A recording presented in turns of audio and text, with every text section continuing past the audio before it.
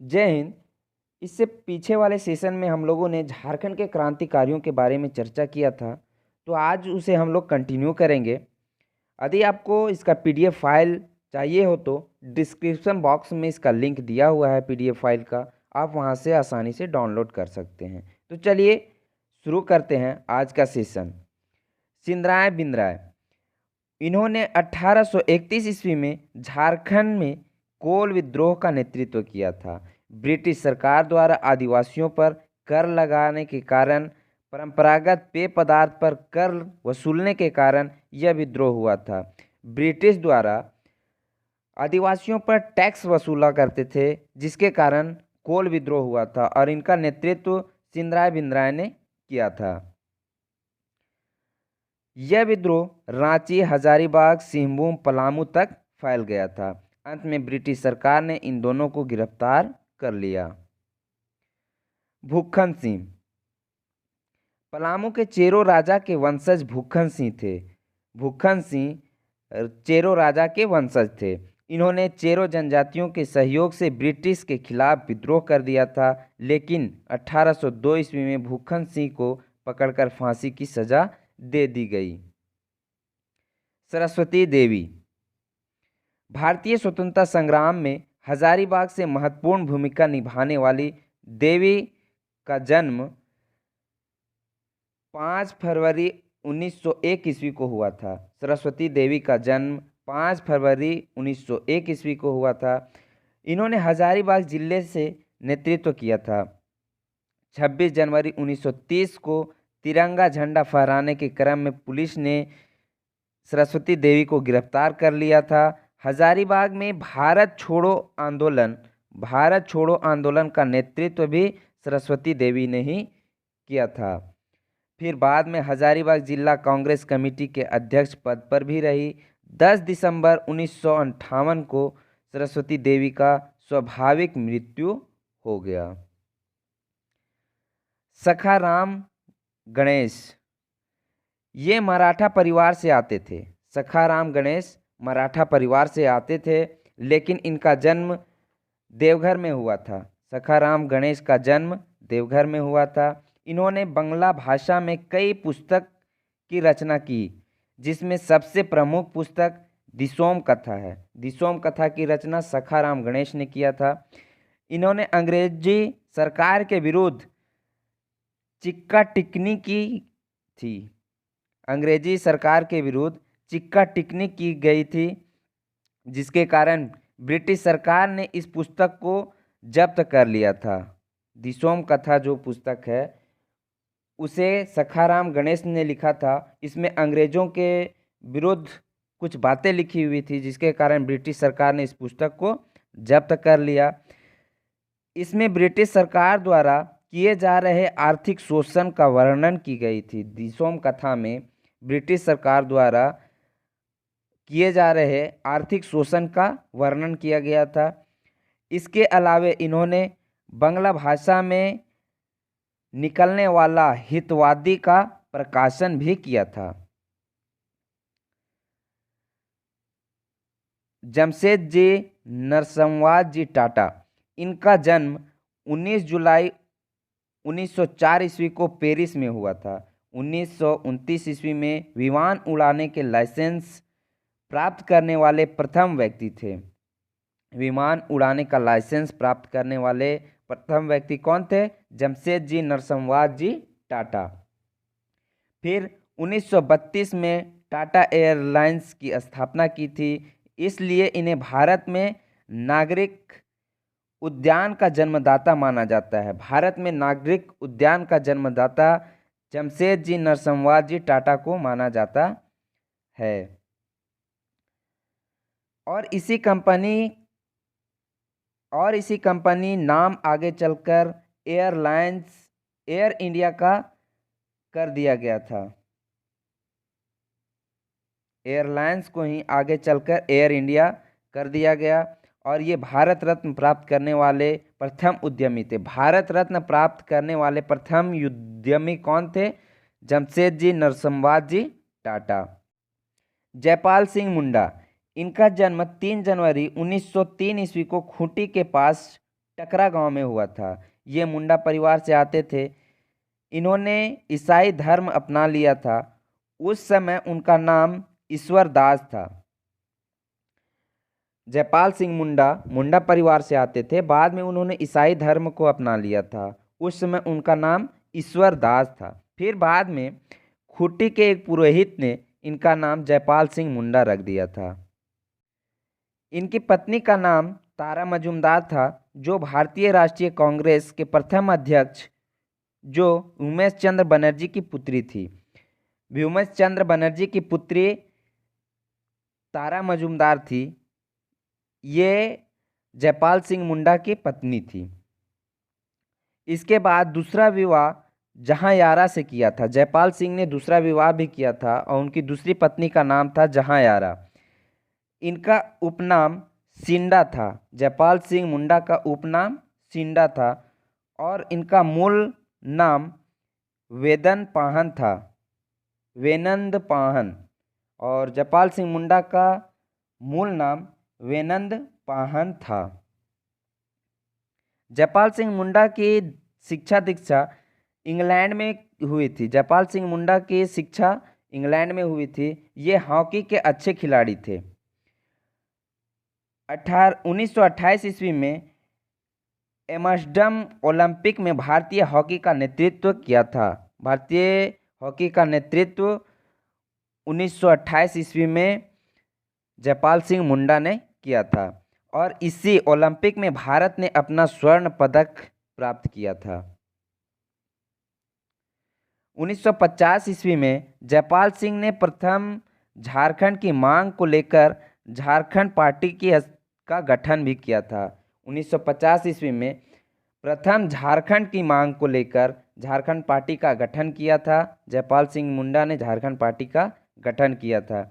उन्होंने प्रारंभ में झारखंड आंदोलन चलाया था और पृथक झारखंड की मांग करने वाले वे पहले व्यक्ति थे।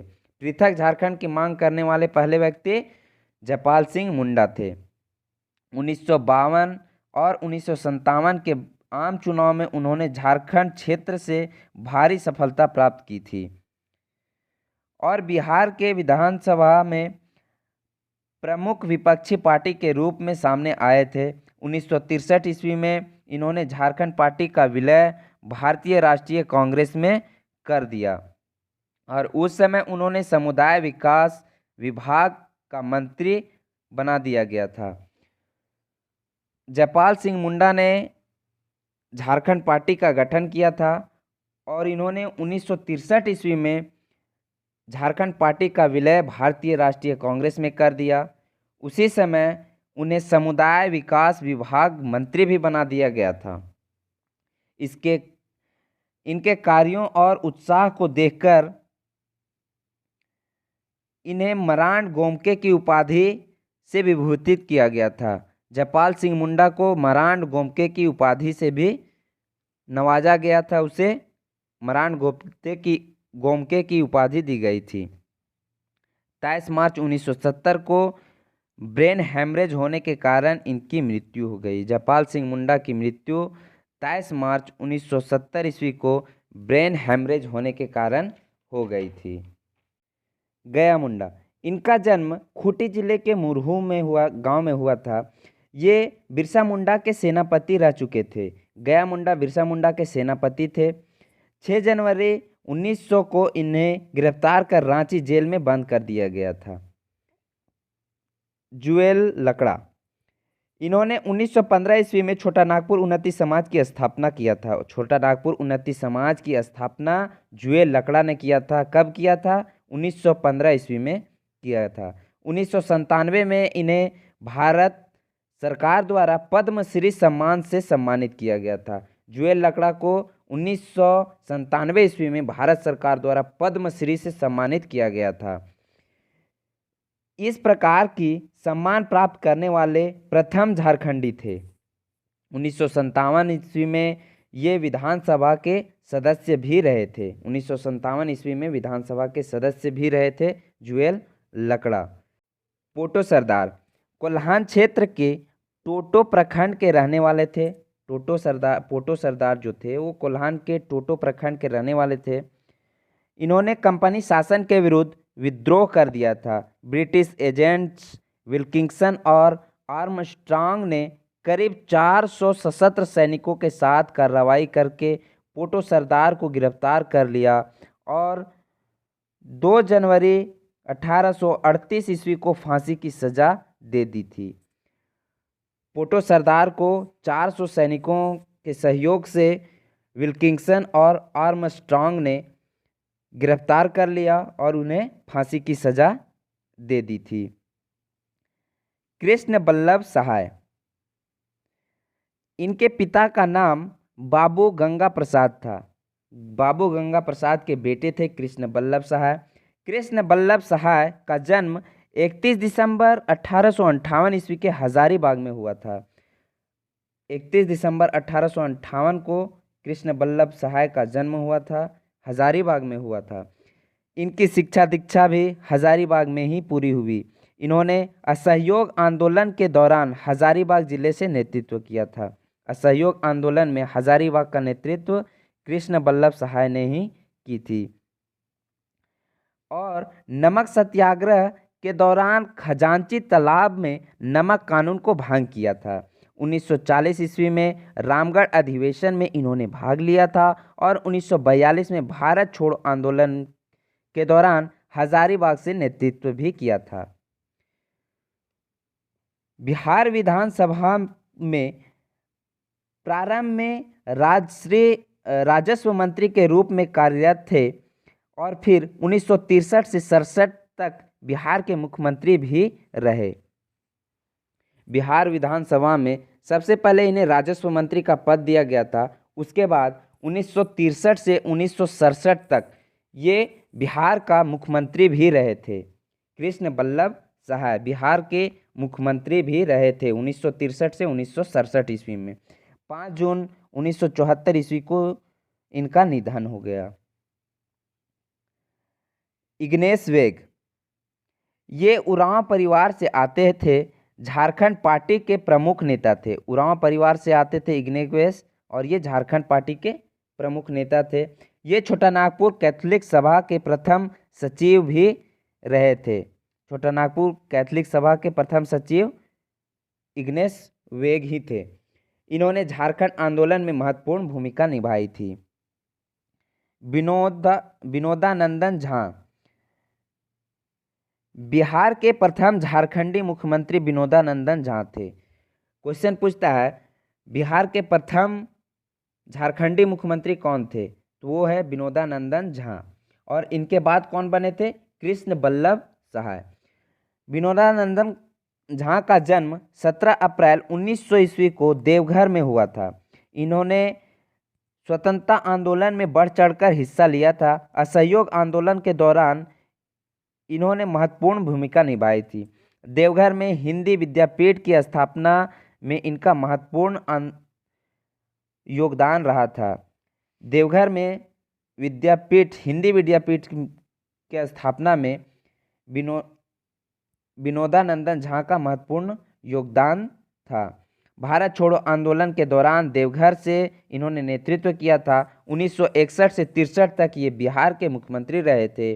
19 अगस्त 1971 ईस्वी को इनका निधन हो गया था। 1961 से 63 तक विनोदानंदन झा बिहार के मुख्यमंत्री रहे थे और 1963 से 1967 तक कृष्ण बल्लभ सहाय बिहार के मुख्यमंत्री रहे थे। नेक्स्ट है विनोद बिहारी महतो। विनोद बिहारी महतो ये झारखंड आंदोलन से जुड़े हुए प्रमुख नेता थे। इन्होंने सामाजिक सुधार आंदोलन में भाग लिया था। झारखंड में इन्होंने सामाजिक सुधार के कई महत्वपूर्ण कार्य भी किए थे। 1973 ईस्वी में ये राजनीतिक क्षेत्र में प्रवेश किए और शिबू सोरेन के साथ मिलकर झारखंड मुक्ति मोर्चा की स्थापना किया था।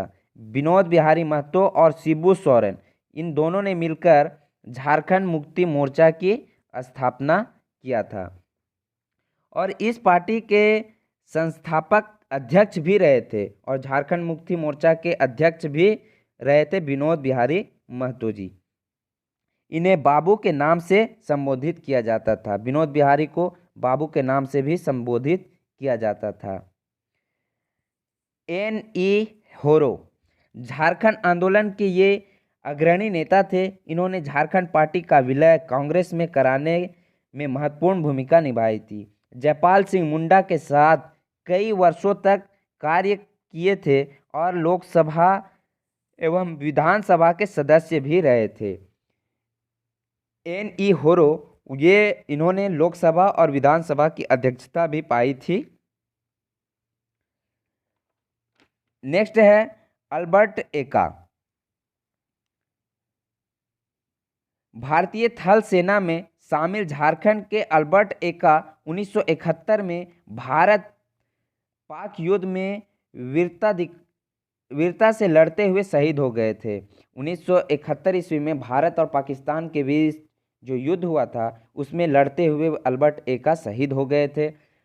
मरणोपरांत इन्हें भारत का सर्वोच्च सैन्य सम्मान परमवीर चक्र दिया गया था। अल्बर्ट एक्का को परमवीर चक्र दिया गया था। मरणोपरांत, मरने के बाद, मतलब जब वो शहीद हो गए थे उनके बाद उन्हें परमवीर चक्र प्रदान किया गया था। इस सम्मान को प्राप्त करने वाले झारखंड के प्रथम व्यक्ति थे। परमवीर चक्र प्रदान करने वाले, प्राप्त करने वाले झारखंड के प्रथम व्यक्ति अल्बर्ट एक्का थे। नेक्स्ट है बेनीफ्रेस लकड़ा। झारखंड में जब स्वतंत्रता आंदोलन चल रहा था तो इन्होंने महत्वपूर्ण भूमिका निभाई थी। 1933 ईस्वी में छोटानागपुर कैथोलिक सभा की स्थापना भी की थी। बागुन सुमरई, इन्होंने 1967 ईस्वी में ऑल इंडिया झारखंड पार्टी की स्थापना किया था। 1967 ईस्वी में ऑल इंडिया झारखंड पार्टी की स्थापना बागुन सुमरई ने किया था। कार्तिक उरांव, इन्होंने 1967 ईस्वी में अखिल भारतीय आदिवासी विकास परिषद की गठन किया था। कार्तिक उरांव जो थे इन्होंने 1967 ईस्वी में अखिल भारतीय आदिवासी विकास परिषद का गठन किया था। ललित मोहन राय, ये अंतर्राष्ट्रीय स्तर के प्रसिद्ध चित्रकार थे। इन्हें 1889 में कला श्री सम्मान दिया गया था। ललित मोहन राय को 1889 ईस्वी में कला श्री सम्मान दिया गया था। इन्होंने जो चित्र बनाए थे अधिकांशतः आदिवासियों से जनजीवन से जुड़ा हुआ था। इनका चित्र जो था वो आदिवासियों के जनजीवन से जुड़ा हुआ था। नेक्स्ट है रामदयाल मुंडा। झारखंड में राज्यसभा के लिए मनोनीत होने वाले वे प्रथम व्यक्ति थे। झारखंड में राज्यसभा के मनोनीत होने वाले राज्यसभा के प्रथम व्यक्ति कौन थे? रामदयाल मुंडा। 2007 में संगीत नाटक एकेडमी पुरस्कार से सम्मानित किया गया था। रामदयाल मुंडा को संगीत नाटक एकेडमी पुरस्कार से भी सम्मानित किया गया था। 2010 ईस्वी में पद्मश्री सम्मान भी दिया गया था। पद्मश्री सम्मान से भी नवाजा गया था। 30 सितंबर 2011 को इनकी मृत्यु हो गई थी। आज के सेशन में हम लोगों ने झारखंड के क्रांतिकारियों के बारे में देखा। यदि आपको पीडीएफ फाइल चाहिए हो तो आप डिस्क्रिप्शन बॉक्स में पीडीएफ फाइल का लिंक दिया हुआ है, वहाँ से आप डाउनलोड कर सकते हैं। मिलते हैं फिर नेक्स्ट सेशन में, तब तक के लिए विदा लेते हैं। जय हिंद।